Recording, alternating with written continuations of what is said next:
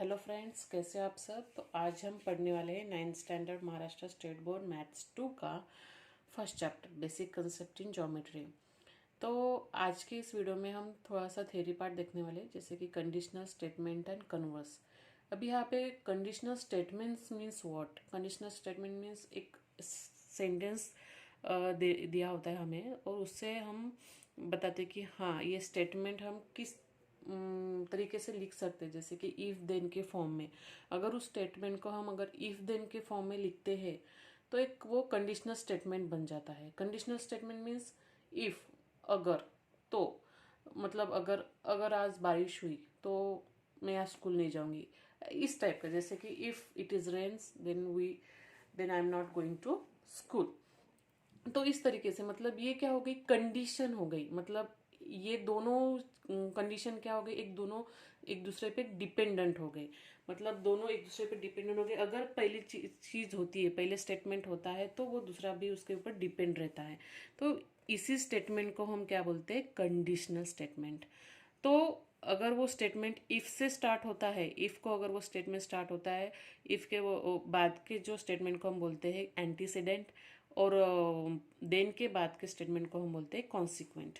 जैसे कि एक एग्जांपल लेते हैं, जैसे कि the diagonals of a rhombus are perpendicular bisector of each other. एक ये सिंपल सेंटेंस है। जैसे कि diagonals of a rhombus are perpendicular bisector of each other. जो रोम्बस रहता है उसके जो डायगोनल्स रहते हैं वो एक दूसरे को परपेंडिकुलर बाइसेक्टर रहते हैं। तो कैसे वो दिखते हैं, ठीक है। जैसे कि अभी यहाँ पे मैंने एक रोम्बस निकाला हुआ है ABCD। तो अभी यहाँ पे स्टेटमेंट क्या दिया हुआ है हमें, the diagonals of a rhombus are perpendicular bisector of each other. इसको अगर हमें कंडीशनल स्टेटमेंट में लिखना है तो हम क्या कैसे लिखेंगे, इफ से स्टार्ट करेंगे। इफ अगर ये रोम्बस होगा, if it the given quadrilateral is a rhombus, then अभी ये जो है इफ के बाद का जो पार्ट आ गया है, given quadrilateral is a rhombus, ये क्या हो गया हमारा एंटीसीडेंट। ये क्या हो गया antecedent. And then its diagonals are perpendicular bisector each other. Then के बाद का क्या आएगा, ये कॉन्सिक्वेंट। समझ में आ गया। तो ऐसे स्टेटमेंट को हम बोलते हैं कंडीशनल स्टेटमेंट। तो ये हो गया हमारा कंडीशनल स्टेटमेंट। तो ये इन्होंने क्या बोला है कि अगर क्वाड्रिलेटर अगर वो रोम्बस है, रोम्बस मीन्स क्या, ऑल साइड्स आर इक्वल, तो उसके जो सारे डायगोनल्स क्या होंगे, एक दूसरे को परपेंडिकुलर बाइसेक्टर। परपेंडिकुलर मतलब 90 डिग्री, बाइसेक्टर मतलब ये दोनों एक दूसरे को बाइसेक्ट करते हैं, मतलब ये दोनों सेगमेंट्स क्या हो गए, इक्वल हो गए, ये और ये, ठीक है, AC और BD। अगर इसका अगर कन्वर्स करते हैं, अगर किसी भी कंडीशनल स्टेटमेंट का हम कन्वर्स करते हैं, कन्वर्स मीन्स का what, if the antecedent and consequent in given condition statement are interchange then resulting statement is called converse. Converse means what, अगर इन दोनों को अगर इंटरचेंज करते हैं, मतलब इफ का जो सेंटेंस है वो देन के बाद लिखेंगे और देन का सेंटेंस है वो फर्स्ट लिखेंगे, तो वो क्या होगा, हो जाएगा कन्वर्स। कन्वर्स, इसका कन्वर्स कैसा होगा, फिर हमें गिवन दिया होगा कि हाँ परपेंडिकुलर बाइसेक्टर है, डायगोनल्स, आपको प्रूव, आपको फिर वो क्या होगा, फिर वो रोम्बस होगा, ये होगा उसका कन्वर्स। तो हम इसको लिखेंगे कैसे, if diagonal of a quadrilateral are perpendicular bisector of each other then it is a rhombus. समझ में आ गया। लेकिन ये जो है कन्वर्स हर एक इसमें ट्रू नहीं होता, हर एक स्टेटमेंट कंडीशनल स्टेटमेंट में ट्रू नहीं होता, कुछ कुछ स्टेटमेंट में वो फॉल्स हो जाता है। इसमें हो जाएगा क्योंकि क्या है, if the diagonals of a quadrilateral are perpendicular bisector, हमें डायगोनल्स दी हुई है, ठीक है, ये डायगोनल्स है perpendicular bisector each other, then हमें पता है कि ये ऐसी प्रॉपर्टी किसकी है, रोम्बस की है, तो ये क्या हो गया, then it is a rhombus. ये इसमें तो ट्रू हो गया कन्वर्स, लेकिन हर एक कंडीशनल स्टेटमेंट में ट्रू नहीं होगा। तो देखते हैं ऐसा कुछ एग्जांपल्स है क्या। हाँ है। तो ऐसे एक है, देखो, एक कंडीशनल स्टेटमेंट दिया हुआ है, जैसे हमें if a number is a prime number then it is a even और ऑड। एक स्टेटमेंट दिया है, जैसे कि अभी एक नंबर है तो वो एक तो वो इवन होगा या ऑड। सभी को पता है इवन नंबर में, प्राइम नंबर में सिर्फ एक ही है, वो कौन सा है, 2। ऑड तो 2 के बाद ही आते हैं सब। तो प्राइम नंबर मीन्स क्या, उसके ऐसे फैक्टर्स जैसे जैसे कि 2 के फैक्टर्स कौन कौन है, खुद वो इटसेल्फ 2 और 1। तो ऐसे नंबर्स को हम क्या बोलेंगे, प्राइम नंबर्स। तो इवन में तो 2 ही है। इसका कन्वर्स क्या होगा, फिर उल्टा होगा, if a number is even और odd then it is a prime number. ऐसा हो सकता है क्या? कौन सा भी इवन नंबर वो प्राइम नंबर होगा क्या? जैसे कि देखो 24 अगर नंबर हमने ले लिया, वो इवन और प्राइम इवन होगा क्या? इवन तो है, लेकिन ये इवन नंबर है क्योंकि हमें स्टेटमेंट क्या दिया है, if a number is even. लेकिन वो प्राइम नंबर होगा क्या? नहीं, 24 is a not a prime number because factors बहुत है इसके, फैक्टर्स बहुत है। तो ये स्टेटमेंट इसमें कन्वर्स इसमें फॉल्स हो गया। तो स्टेटमेंट इज ट्रू, इसका स्टेटमेंट ट्रू है, लेकिन अगर कन्वर्स करते हैं तो इसका ये क्या हो गया, फॉल्स हो गया। तो ये जो है कन्वर्स हर एक की इसमें ट्रू नहीं होता। यहाँ तक हो गया, ये बहुत इजी है, कुछ डिफिकल्ट नहीं है। अभी ज्योमेट्री है तो ज्योमेट्री में कुछ थ्योरम्स भी आएंगे। तो यूक्लिड यूक्लिड हो गए हमारे ग्रीक मैथमेटिशियन यूक्लिड थे, जो कि 3rd सेंचुरी क्रिश्चियन एरा के पहले वो उन्होंने बहुत सारा नॉलेज इकट्ठा किया था ज्योमेट्री के बेसिस पे। तो उन्होंने क्या, कुछ पोस्टुलेट्स लिखे थे। पोस्टुलेट्स उन्होंने कुछ थेरी देके कुछ उन्होंने साबित किए कि हाँ ये this is prove, logically prove होते हैं। तो कुछ यूक्लिड्स थ्योरम है, देखते तो उन्हें कहा जाता है यूक्लिड्स थ्योरम। तो फर्स्ट थ्योरम है, there are infinite line passing through a point. अगर एक पॉइंट निकाला तो यह एक पॉइंट में से इनफाइनाइट लाइन पास होते हैं, ये उन्होंने प्रूव करके दिखाया। सेकंड है, there is one and only one line passing through 2 points. 2 points है, यहाँ से सिर्फ एक ही लाइन जाएगी, एक इधर से जाएगी नहीं, हमें दोनों की तरफ से जानी चाहिए, मतलब दोनों पॉइंट की तरफ से। तो ये हो गई, there is one and only one line passing through 2 points. Next है, circle of given radius can be draw taking any point as its centre. मतलब क्या बोला है, सर्कल आप अगर करना है तो आप रेडियस, अगर यहाँ से रेडियस की है तो आप सर्कल यहीं से भी कर सकते हो, यहाँ से रेडियस की तो यहाँ पे। मतलब क्या बोल रहे कि आप सर्कल रेडियस के हिसाब से आप सर्कल ड्रॉ कर सकते हैं। Radius can be draw taking any point as it centre.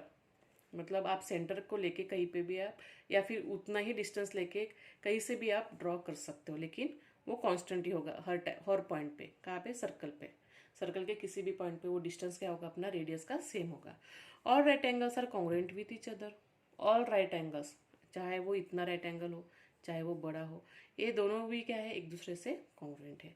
If two interior angles form on one side of a transversal of two lines add up to less than 2 right angles in its line produce in that direction intersect each other. वो दोनों ये क्या हो गए, intersect. तो ऐसे कुछ Euclid's postulates है जो उन्होंने प्रूव किए सम एक्टिविटीज से, ठीक है। लेकिन कुछ कुछ थ्योरम है रहते हैं जो कि हमें दिए हुए इस ज्योमेट्री में, जो कि हमें प्रूव करना है, या फिर कुछ किसी के प्रूफ दिए लॉजिकली, तो उसे क्या कहा जाता है। चलिए देखते हैं। चलो, a property is suppose to be true if it can be prove logically, it is then called a theorem. अगर एक आधी हमें प्रॉपर्टी दी हुई है, ठीक है, जैसे कि हम बोलते हैं कि a triangle, all angles of a triangle are sorry, the sum of the angles of a triangles are 180 degree. तो ये एक प्रॉपर्टी हो गई।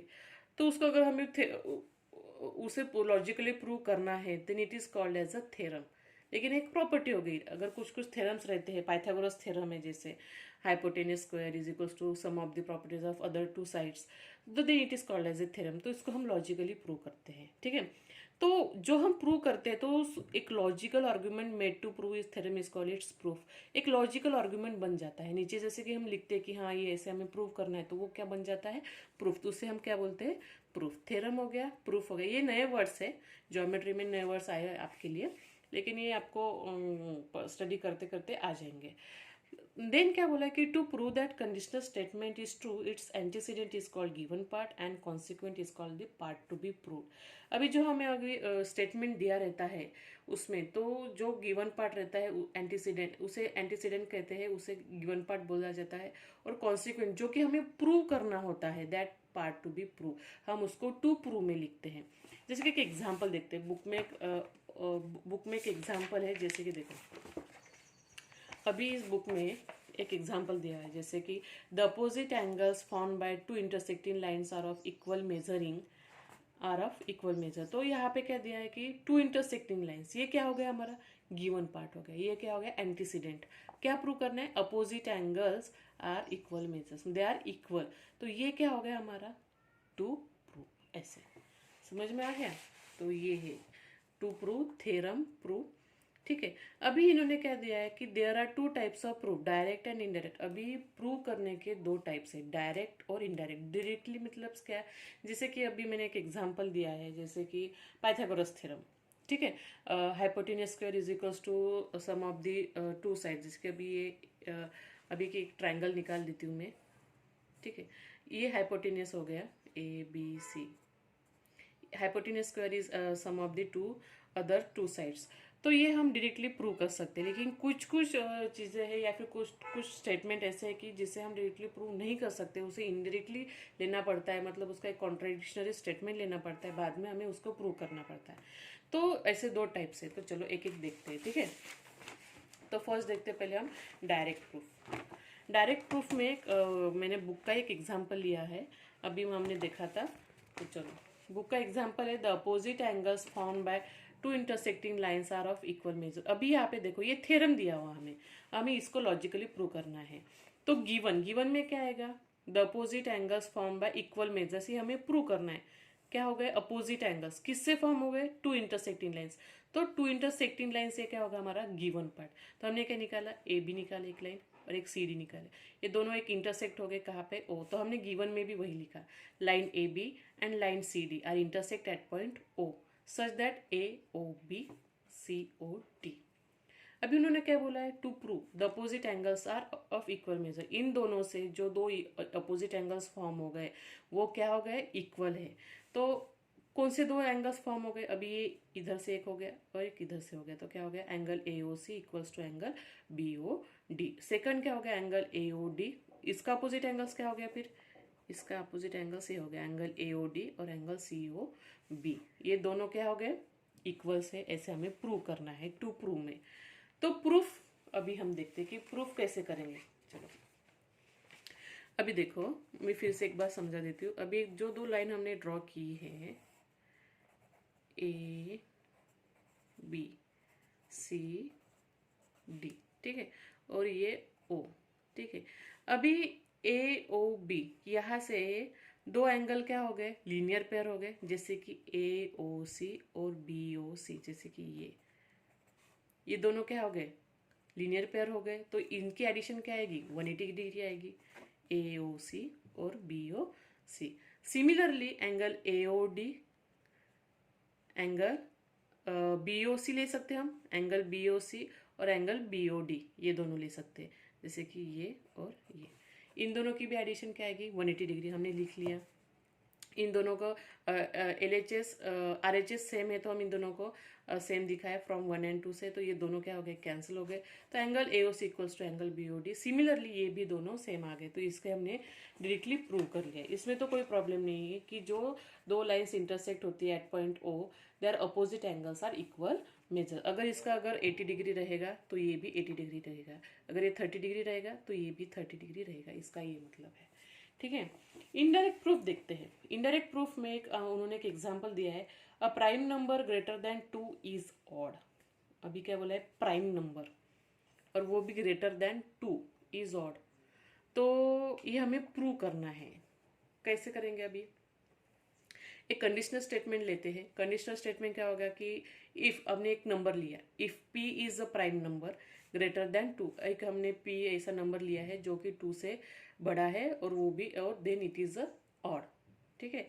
ऑड मतलब क्या, उससे जैसे कि 3 5 ऐसे ऐसे नंबर्स ऑड। और इवन कौन से हो गए, 2 4 6। इवन तो नहीं हो सकते क्योंकि वो प्राइम नंबर कैसे होंगे, 4 6 तो ये आते नहीं, तो इन्होंने ऑड दिया, तो हमें ये प्रूव करना है। तो गिवन में हम क्या लिखेंगे, हमने कंडीशनल स्टेटमेंट में क्या लिया था, p is a prime number, suppose लिया है हमने prime number which is greater than 2 and then it is odd. तो गिवन में क्या लिखेंगे, p is a prime number greater than 2। तो अगर p हमने प्राइम नंबर लिया है तो उसके फैक्टर्स क्या होंगे, प्राइम नंबर के फैक्टर्स क्या होते हैं, एक तो वो इटसेल्फ मतलब खुद होगा p और 1। तो ये क्या हो गया, 1 and p are only divisor of p, divisor बोल सकते हैं या फिर इसके फैक्टर्स भी बोल सकते हैं। हमें प्रूव क्या करना है कि p is an odd number, बराबर है। हमें प्रूव क्या करना है, क्योंकि हमने p ऐसा नंबर लिया है जो 2 से बड़ा भी है और वो ऑड हमें प्रूव करना है, तो p is an odd number हमें प्रूव करना है। तो चलो, तो इनडायरेक्ट मेथड में क्या होता है कि जैसे ही हमें जो प्रूव करना होता है उसके हम कॉन्ट्राडिक्शनरी लेते हैं। कॉन्ट्राडिक्शनरी मीन्स व्हाट, कि वो उल्टा लेते हैं। जैसे कि अभी हमें प्रूव क्या करना है, P is N odd number, तो इसका उल्टा क्या हो गया, P is not an odd number. Let us suppose that P is not an odd number. तो पी ऑड नंबर नहीं तो दूसरा नंबर क्या होगा, वो इवन नंबर होगा। So P is an even number. तो इवन नंबर है तो उसके डिवाइजर भी क्या हो गया, इवन नंबर के डिवाइजर पर कौन सा रहता है, 2 रहता है। तो सो डिवाइजर ऑफ पी इज 2, या फिर फैक्टर ऑफ पी इज 2 भी बोल सकते हैं। बट गिवन क्या है, गिवन क्या है, P is a prime number and greater than 2, 2 से बड़ा है, और ये तो हमें गिवन दिया हुआ है। तो फिर 1 and P R the only divisor of P. ये हमने अभी, ये गिवन है हमें, 1 और पी, ये दोनों ही फैक्टर है पी के। तो एक तो हमने क्या बोला, एक तो वो हमने इवन नंबर बोला, इवन नंबर होने के बाद वो डिवाइजर है वो 2 का, और हमने गिवन में क्या दिया है, 1 और पी उसके डिवाइजर है ओनली। तो ये दोनों तो स्टेटमेंट सही नहीं हो सकते एट अ टाइम। तो फ्रॉम 1 एंड 2 दे आर कॉन्ट्राडिक्शनरी। तो जो जो हमने एजम्पशन लिया था, P is not an odd number, P is not odd, तो ये क्या हो गया हमारा, ये फॉल्स हो गया।